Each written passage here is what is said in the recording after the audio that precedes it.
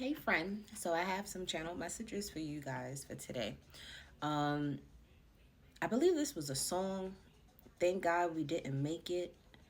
I have to look on my playlist on Spotify because I know I have it as a recently played song. But the girl was talking about in the song, like basically saying, thank God things didn't work out with whoever she was dealing with because if they did, X, Y, and Z wouldn't have happened. And she's basically having the realization that everything happens for a reason, even though she may not have been able to see it right then and there. So for some of you guys, you could be going through something like that or having that final aha moment, like, okay, now I see why things didn't work out with so and so. I understand why we had to go through this in order for us to get stronger with one another. um I feel like for some of you, this could even be just with yourself. Like I had to go through whatever turmoil or pain or suffering I went through because if I didn't go through that, I wouldn't be aware of X, Y, and Z. So for some of you, I'm hearing the word epiphany, having an epiphany of something. Um, for some of you guys, you need to stop listening to every spirit that talks to you because every spirit that talks to you is not a benevolent spirit. Some of those are trickster spirits pretending to be your ancestors and spirit guides. Some of you have your crackhead Uncle Joe or the crackhead Joe that was around the corner that just passed away talking to you. Um, be mindful of the types of foods that you're craving because you are feeding a spirit. Now, what spirit that is, I don't know. Because some of you could even like crave like coffee and you're not a coffee drinker, but that you was just talking to your grandmother at the altar or whatever the case may be, and she may give you that craving to either give her coffee as an offering or for you to drink it yourself because you are your ancestors, their blood is running through you. For some of you, you could be having cravings. Like I would be more aware of the cravings that are for a fact are not good for you. Like say for instance, you've been working so hard on yourself and you got the and you stopped drinking alcohol, and then you got the craving to drink some liquor. Don't do that. And that spirit that's over there telling you to do it is probably either your demons or one of your ancestors' spirits, a spirit that followed from your ancestor and got onto you and latched onto you because it's a generational curse where it's like your father could have been alcoholic and now you an alcoholic and then your kids is alcoholic. Like there's certain things that you need to just be aware of because for some of you you're feeding spirits that you don't need to be feeding, and you over here thinking, oh, it's ordained or it's good or no. Some of you, I'm not talking to all of you because those that know who their ancestors and spirit guides are, you done been through the trials and tribulations of taking ancestors off your altar for certain reasons. And this is one of them, right? Because they will drain your energy.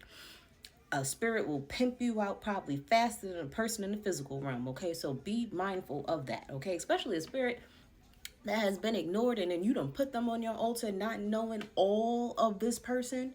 You got to ask. And that's another thing. I don't know why I just got on this channel messages of asking your family members about the deceased loved ones.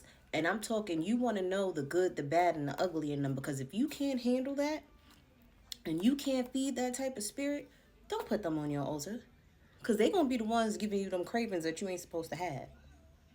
Now, if you are giving them an offering because it's their birthday, the day that they ascended, or whatever the case may be, or your weekly offerings, cool, that's one thing. But when it gets out of hand, that's a problem for somebody.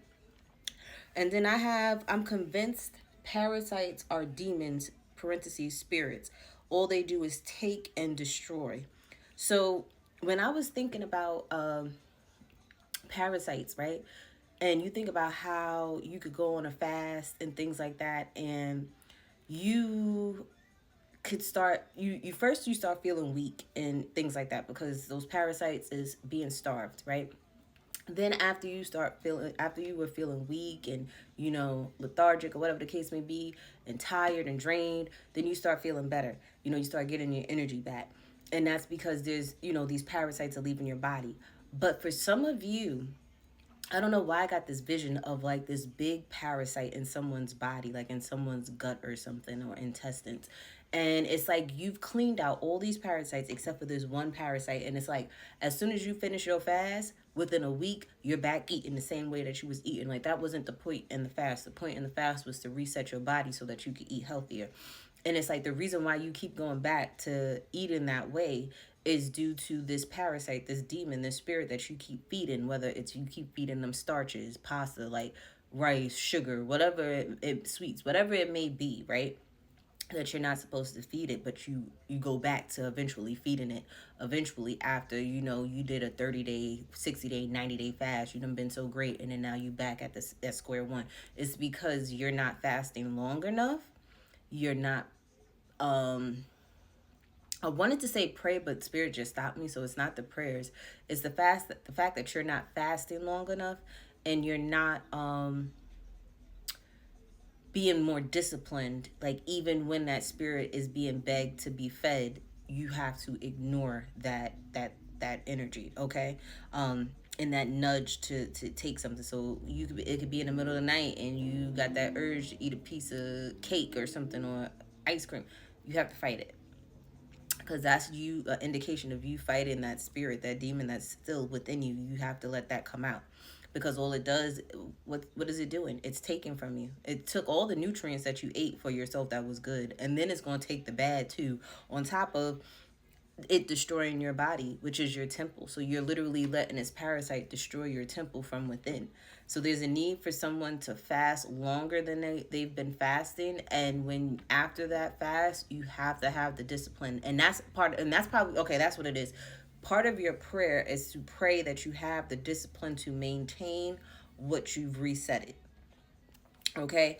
Then I also had point me to the bosses and the realists. So I don't know where that came from, but the energy that I was getting was like, someone that's amped up, someone that's ready to go, someone that's a go-getter, someone that gets the job done. Mr., Mrs., I get it done. Mr., Mrs., I'm dependable. Like, I was getting the energy of you wanting to surround yourself around bosses because you want to be a boss, or you are a boss. Surround yourself around like-minded people. Surround yourself around the realest of the real, because they're going to be the ones to tell you the truth, whether you like it or not, but you're going to appreciate them and you're going to respect them for it. For others of you, I also had someone faking the funk. I don't know where that saying came from, but that is like an old saying, faking the funk. I don't know what generation that's from, but it ain't mine. But yeah, either you're doing this, you're faking the funk, or someone around you is faking how they feel. Like whatever they're portraying to you, it's like the total opposite. And then we have somebody's plan B doesn't work while ovulating.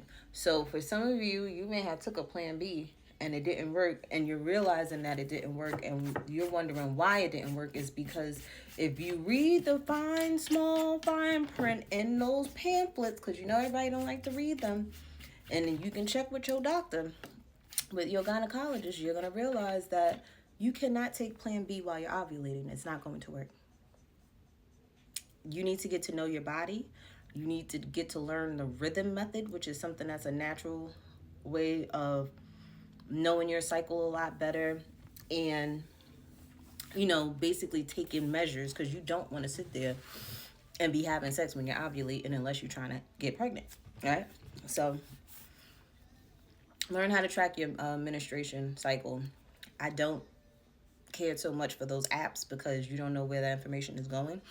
And they could be harvesting women and taking them so that they can have some babies for somebody, or they trying to take you and take your eggs. Like, there's a lot of sick people out here in this world, so please be careful.